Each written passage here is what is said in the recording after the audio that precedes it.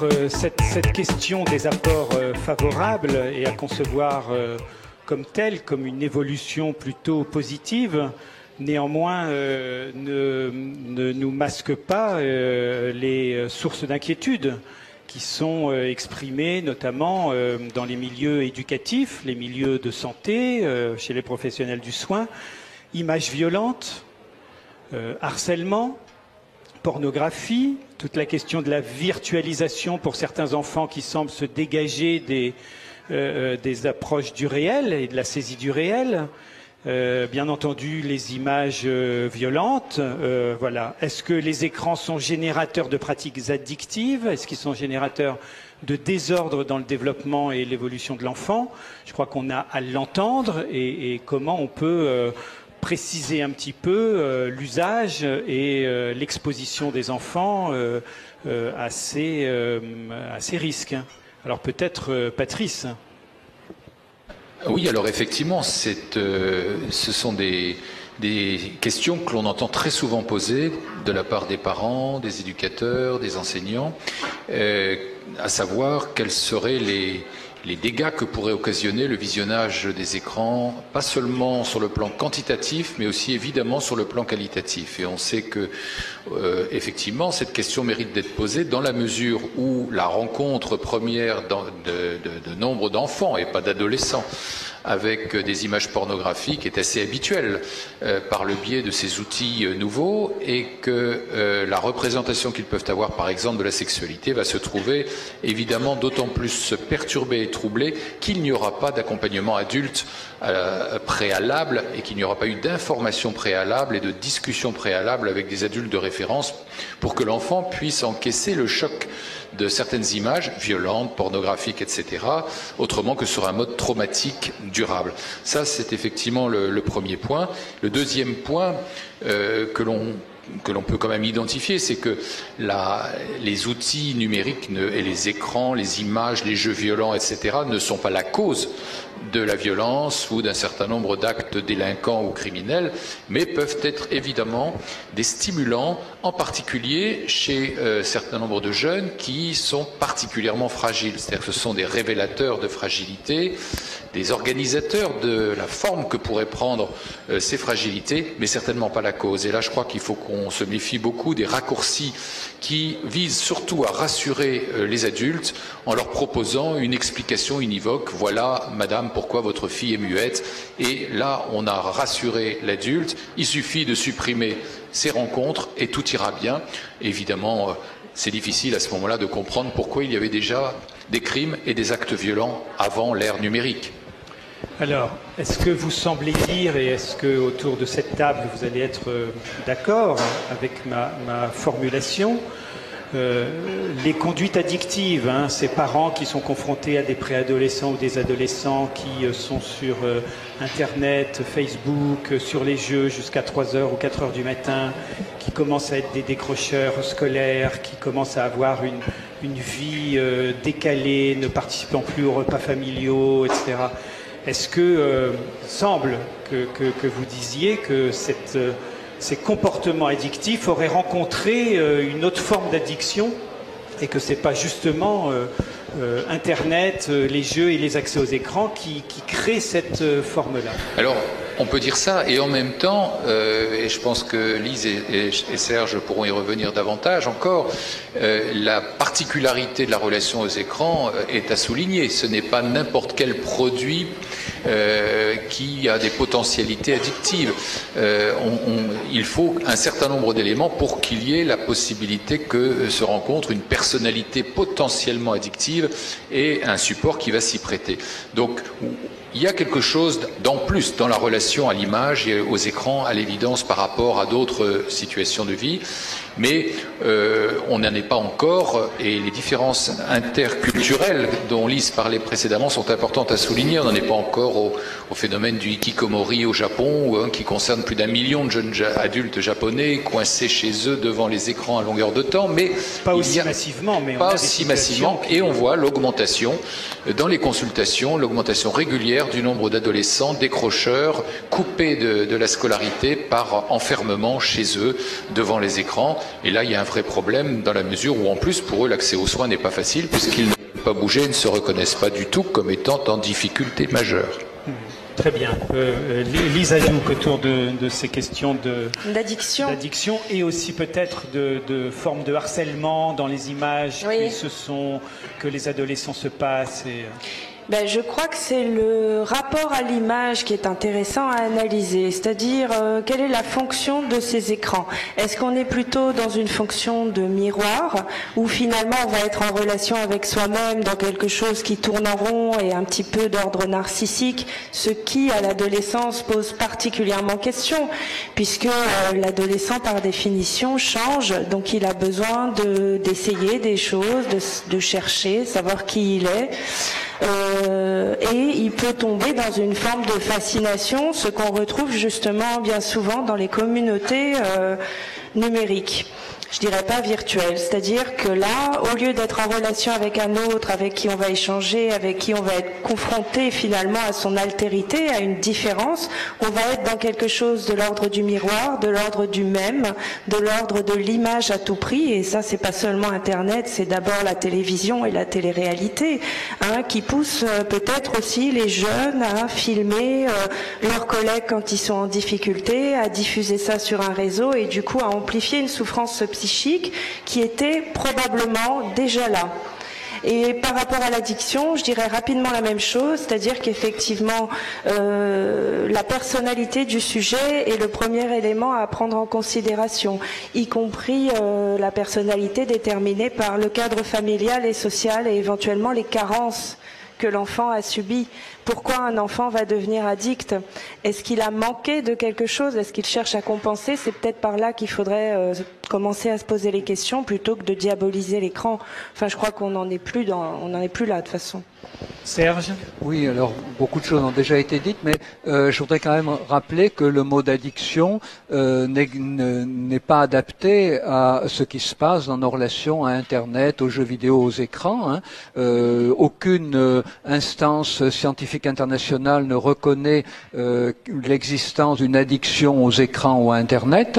L'Académie de médecine l'a dit en 2012, l'Académie des sciences l'a répété en 2013, ce qui ne veut pas dire qu'il n'y ait pas des mauvaises habitudes qui se prennent devant l'écran. Alors vous allez me dire, pourquoi à quoi ça sert de ne pas utiliser le mot d'addiction? Mais ça a une conséquence importante, deux même. La première, c'est que si un jeune est tout le temps devant son écran, faut pas que les parents hésitent à le lui enlever. Il n'y aura pas de syndrome de sevrage. Ça sera pas comme quand on a enlevé la bouteille à Pépé. Il ne fera pas de délirium ludens. Il n'y aura pas de grande crise. Il n'y a pas de syndrome de sevrage. Et l'autre chose importante, c'est que si quelqu'un arrête de fréquenter Internet de manière abusive, il va pas être comme un alcoolique qui n'a pas le droit de boire une goutte parce que sinon il rechute. Il va pas être comme un ancien fumeur qui n'a pas le droit de tirer une bouffée parce que sinon il rechute. Il va utiliser Internet, les jeux vidéo de façon modérée. Et on passe son temps à voir des ados qui ont été des joueurs excessifs et pathologiques et qui deviennent des adultes tout à fait adaptés et qui ont des périodes de jeu tout à fait raisonnables. Donc refusons ce mot d'addiction.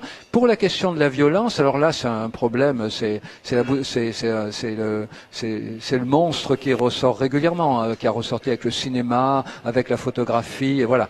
Mais ce qu'il faut bien comprendre, c'est que par rapport à tout danger, il y a toujours des facteurs de risque et des facteurs de protection. Les facteurs de risque, c'est la solitude, c'est le fait d'être harcelé à l'école par d'autres élèves, c'est le fait de se sentir incompris par ses parents, c'est le fait de vivre dans la précarité, c'est le fait de ne pas pouvoir faire du sport parce qu'il n'y a pas de terrain près de chez soi, c'est le fait de ne pas pouvoir sortir de sa banlieue parce qu'il n'y a pas de transport en commun pour permettre d'en sortir. Ça, c'est des facteurs de risque. Et puis, il y a des facteurs de protection. Le fait de vivre dans un milieu compréhensif, le fait de bénéficier d'activités de création parce que les parents les reconnaissent ou parce que l'école les encourage. Donc, ce qui est important autour de cette question, c'est de favoriser les facteurs de protection. Ça sert à rien de dénoncer la violence des images, nous ne les contrôlons pas. On ne va pas empêcher la sortie du prochain jeu GTA, on ne va pas empêcher la sortie du prochain film hyper violent, on ne va pas empêcher la télé de passer en prime time un film terrible pour les jeunes enfants qui vont en regarder la première demi-heure. Mais on peut multiplier les facteurs de protection et ça, c'est le travail des parents et des éducateurs. Alors comment coordonner les avis différents des uns et des autres? Je parlais des études contradictoires qui sont faites. On a des études aux États-Unis, on a des études dans les pays anglo-saxons, dans d'autres pays occidentaux, qui semble être déroutante, c'est-à-dire que certaines vont dans le sens de les écrans sont potentiellement nocifs. Mais ils sont les deux, Robert. C'est-à-dire que les écrans sont une merveilleuse chose si on les utilise bien, et c'est une catastrophe si on en fait un usage qui va dans le sens de plus de solitude, de plus d'enfermement sur soi-même, de plus de persécution contre autrui en gardant l'anonymat et en profitant des masques Internet. C'est à la fois la meilleure des choses et la pire des choses. Donc certaines études disent grâce aux jeux vidéo on apprend plein de choses, et puis d'autres études disent les jeux vidéo rendent certains jeunes violents. Mais les deux sont vrais. Alors, comment accompagner les parents et les éducateurs qui sont quand même un petit peu perdus dans tout ça et ne savent plus s'y retrouver? Est-ce que c'est conserver les valeurs fondamentales de l'éducation et du rapport aux enfants? Il semble que les écrans perturbent dans la relation des adultes aux enfants.